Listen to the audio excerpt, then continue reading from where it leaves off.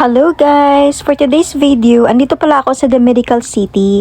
May quarterly check-up po pala ako and ngayon is nagpapalaboratory test ako. And maganda yung napili kong date dahil wala masyadong tao at itong na nga, tinawag na ako.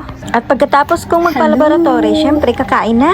So, kakagaling ko nga lang sa check-up, laboratory pala, and then, sobrang gutom ko na dahil nga, di ba, nagpa-fasting ako. Kailangan mag-fasting to get a laboratory test. And ito yung ulam ko for today's video, guys.